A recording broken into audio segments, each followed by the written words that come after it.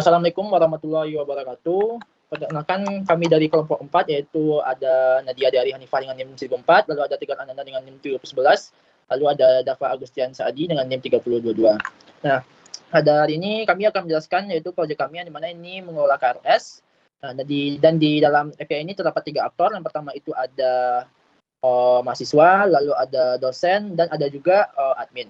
Nah, jadi untuk fungsional yang pertama akan dijelaskan oleh Dafa. Pada Dafa dipersilakan. Oke, baik. Terima kasih kepada Tegar. Mungkin langsung saja di sini saya akan mendemokan terkait fungsional saya. Itu di sini saya mendapat bagian untuk pengelolaan admin atau dalam pengelolaan kelas atau mata kuliah. Di sini saya akan coba untuk login terlebih dahulu. Ini akan saya login ke admin.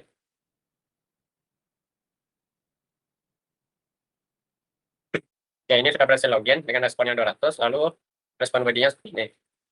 Kita akan mengcopy tokennya ini untuk kita gunakan untuk mengakses beberapa endpoint yang bisa dilakukan oleh admin.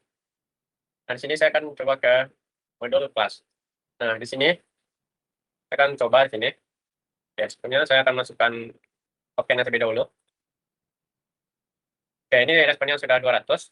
Jadi untuk kelas yang sekarang tersedia ada beberapa kelas di sini.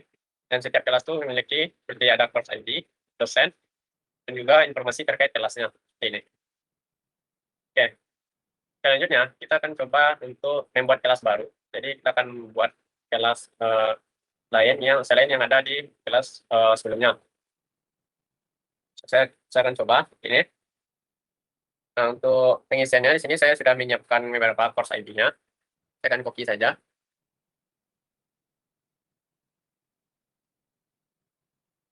Course ID, terus ID dosen.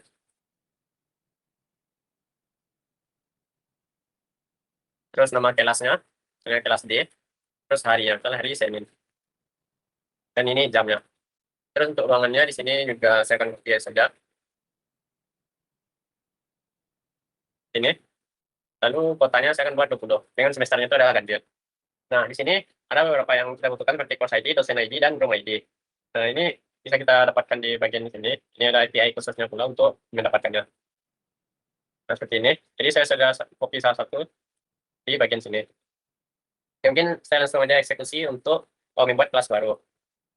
Nah, alhamdulillah ini sudah responnya 201 karena kita menambahkan row baru ke dalam database kita. Jadi seperti ini.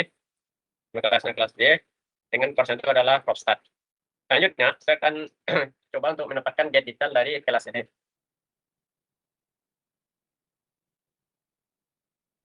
Nah, di sini saya akan copy ID-nya. Lalu kita akan taruh di bagian di sini. Nah, seperti ini. Maka akan ditampilkan lagi informasi untuk mendapatkan detail dari kelasnya. Selanjutnya di sini saya akan bisa juga melakukan update dari kelas yang ada. Misalnya seperti ini. Saya akan copy untuk ketika membuat kelas baru. Ini, kita akan copy saja dan melakukan beberapa perubahan yang diperlukan. Sebelum itu, tidak lupa kita tambahin juga ID-nya. Ini ID-nya yang sebelumnya, yang ini yang sama. Saya akan taruh di sini. Misalnya saya ingin mengganti harinya jadi Selasa. Terus jamnya misalnya sampai jam 12 ini. Kotanya saya tambahkan misalnya 5. Jadi saya akan execute lagi. Oke, ini sudah berhasil diupdate. Oke, seperti ini. Kotanya sudah bertambah dan juga harinya sudah berhenti.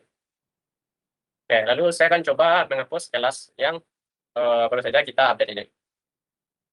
Akan copy saja ini untuk mencoba endpoint untuk delete. Oke, kita akan ke bawah lagi untuk mengisikannya. Nah, maka responnya 204, yang artinya datanya sudah berhasil dihapus dari database. Mungkin sekian dari saya kembalikan kepada Tegar. Baik, terima kasih Dafa. Untuk yang fungsional selanjutnya akan dijelaskan oleh Nadia. Kepada Nadia dipersilakan. Baik, terima kasih kepada Tegar. Sebelumnya di sini saya memiliki 5 fungsional dan aktor yang saya pegang itu adalah mahasiswa. Nah, jadi di sini mahasiswa dapat melihat matkul yang tersedia, lalu mahasiswa dapat mengambil matkul yang dipilih, mahasiswa dapat menghapus matkul yang dipilih, mahasiswa dapat melihat matkul yang sudah diambil, lalu mahasiswa dapat mengajukan pembatalan kelas jika sudah di ACC dosen. Nah, untuk yang pertama login terlebih dahulu jadi mahasiswa. Nah, di sini tokennya di-copy untuk autentikasi bahwa yang login itu adalah mahasiswa.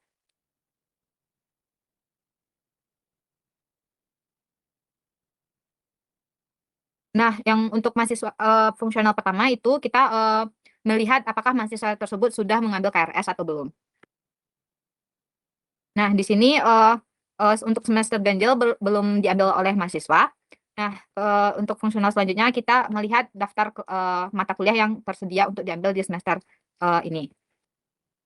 Nah, di sini terdapat beberapa mata kuliah seperti aplikasi berbasis layanan, lalu ada mata kuliah tata kelola untuk kelas A dan kelas B. Nah, selanjutnya ID tersebut di copy sesuai dengan mata kuliah yang akan diambil. Di sini saya sudah mengcopy daftar ID mata kuliah yang akan diambil.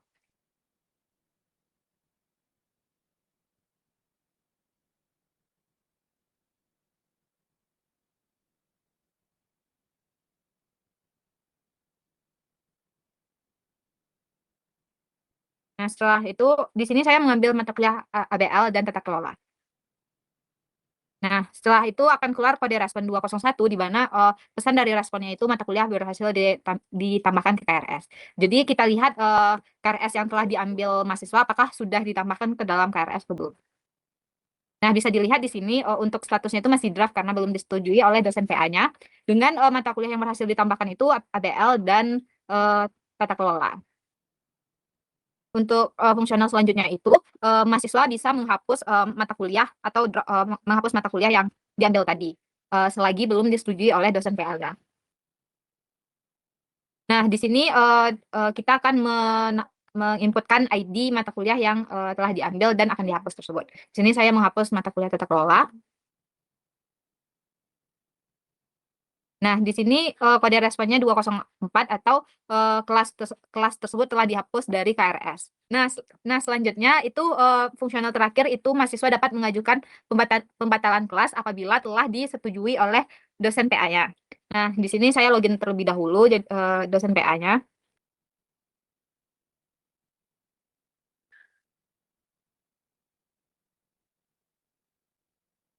Lalu mengambil tokennya untuk login sebagai dosen PA. Nah, selanjutnya setelah menginputkan token dosen, maka inputkan ID mahasiswanya lalu kelas ID-nya. Coba execute. Nah, selanjutnya itu mata kuliah yang bersangkutan telah disetujui. Nah, kita login lagi jadi mahasiswa.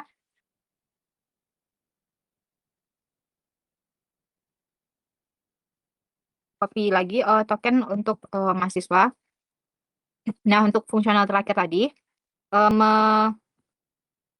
mengajukan pembatalan kelas. Sebelum itu inputkan dulu tokennya. Nah, selanjutnya setelah dosen memverifikasi KRS mahasiswa dan mahasiswa ingin mengajukan pembatalan kelas, mahasiswa dapat menginputkan kelas ID-nya, lalu execute. Nah, di sini kode responnya 201 di mana pesannya itu adalah pengajuan pembatalan mata kuliah berhasil dan menunggu persetujuan dosen PA. Sekian untuk fungsional saya kembalikan ke Tega. Baik, terima kasih Nadia. Selanjutnya itu ada fungsional saya sendiri yang mana ini akan berfokus di dosen PA-nya. Pertama kita itu akan login dulu pakai dosen. Kita execute. Lalu kita ambil tokennya untuk authorization. Nah, pertama itu saya ada mempunyai fungsi yaitu melihat list mahasiswanya. Yang pertama itu kita masih dulu tokennya, lalu authorize, lalu kita execute kode ini. Nah, sini kodenya 200 dan respon bodinya ada data ini. Nah, ini terdapat 2 mahasiswa. Nah, selanjutnya itu kita akan melihat KRS yang diambil oleh si mahasiswanya. Misal kita ambil yang ID yang ini, mahasiswa 1, lalu kita taruh di sini, lalu kita execute. Nah, sini akan menampilkan detail dari KRS mahasiswa dan kodenya 200. Nah, untuk selanjutnya saya akan lompat dulu ke yang pindahkan mata kuliah ke kelas lain. Nah, di sini kita itu membutuhkan 2 ID. Yang pertama itu ada mahasiswa ID, lalu kelas ID. Nah, pertama itu kita pastinya memasukkan yang mahasiswa ID-nya, lalu mengambil kelas ID yang ada di mahasiswa itu.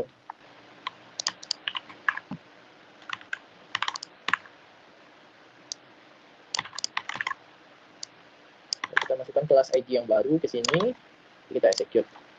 Nah, jadi kalau dia berhasil, kodenya akan menjadi 200 dan respon bodinya yaitu kelas mata kuliah berhasil diperbarui, yang mana dia berhasil dipindahkan ke kelas yang lain.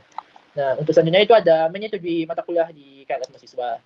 Nah, yang misalnya kita akan mencoba dari yang ID yang ini, class ID yang ini, kita akan masukkan mahasiswa ID yang tadi, lalu class ID-nya yang baru, lalu kita execute. Nah, mata kuliah itu bakal respon tadinya mata kuliah disetujui dan kuliah 200. Selanjutnya saya akan mencoba untuk yang ditolaknya. Mungkin saya akan merubah di sini dulu biar lebih cepat. Nah, sini dia sudah aktif kan, jadi kita akan ubah kembali ke aktif. Nah, mari kita coba ditolak. Nah, ini.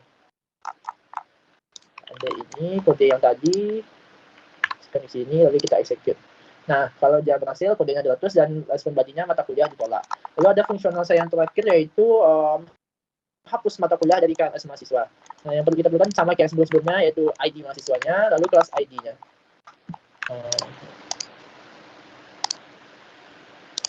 Kita lagi aktif lagi. Kita masukkan ID-nya tadi. Lalu kita execute. Nah, kodenya 200 dan pesan bodinya mata kuliah ini berhasil dihapus dari KMS mahasiswa. Mungkin sekian untuk fungsional dari saya. Selanjutnya yaitu ada front end dan API eksternal yang akan dijelaskan oleh Dava. Pada Dava, dipersilakan. Baik, terima kasih kepada Tegar. Selanjutnya saya akan menjelaskan terkait frontend yang sudah kita bikin. Di sini saya menggunakan Next.js versi yang 16. Nah, di sini saya akan untuk frontend-nya sendiri, di sini kita mengimplementasikan bagian adminnya saja. Jadi saya akan coba login terlebih dahulu sebagai admin. Oke, jadi ini untuk aman dashboard-nya, terus ini aman kelasnya. Nah, sebenarnya untuk fitur adminnya sendiri itu lebih fokus ke pengelolaan mata kuliahnya ini. Ini masih bisa diedit ataupun ditambahkan kelas ataupun ruangan baru. Ini juga sudah menggunakan pagination. Nah, terus juga di sini saya menambahkan beberapa, karena untuk penambahan mata kuliah ini dia memerlukan dari data ruangan, dosen mampu, dan juga untuk ruangan dari harinya dan juga ruangannya. Nah, jadi di sini sudah saya implementasikan juga masing-masing turutnya. Ini sudah bisa kita lakukan update satu-satu. Oke, mungkin sekian untuk implementasi front-end-nya. Selanjutnya untuk implementasian IP eksternalnya, di sini saya akan coba login terlebih dahulu. Misalnya di sini bebas saja, karena ada 3 role. Misalnya saya login sebagai mahasiswa. Saya akan coba untuk menjalankan dari API eksternal yang kita sudah gunakan. Ini menggunakan dari Google Box API untuk penggunaan public API-nya. Saya akan coba login terlebih dahulu. Oke, ini sudah. Lalu saya akan coba ini. Misalnya saya mencari buku dari sistem informasi. Terus ini query-nya misalnya mau dibatasi. Nah, maka akan muncul beberapa total buku terkait sistem informasi, seperti ada konsep, sistem informasi, terus buku bahan ajar sistem informasi, dan lainnya. Ini untuk menampilkan dari untuk get API untuk box-nya berdasarkan dari query yang kita cari. Sebenarnya untuk fitur kedua di sini kita mendapatkan dari ID-nya ataupun dari detailnya maksudnya. Saya akan coba untuk misalnya di sini ada buku pengantar sistem informasi oleh Lunan Setiawan. Saya akan copy ID-nya. Lalu saya akan coba paste-nya kembali. Kita akan execute untuk melihat dari detail bukunya. Nah, kurang lebih seperti ini detail bukunya, buku oleh Lunan Setiawan. Terus di sini juga ada beberapa informasi lainnya. Terus di sini ada deskripsi ini buku tentang apa, dan juga kategori dan lain sebagainya. Oke, jadi itu untuk pengimplementasian untuk API Publisher. Oke, mungkin sekian dari saya. Saya kembalikan kepada moderator. Terima kasih kepada Dava. Sekian hasil akhir dari tugas besar kami. Terlebih terkurangnya mohon dimaafkan. Saya akhiri. Assalamualaikum warahmatullahi wabarakatuh.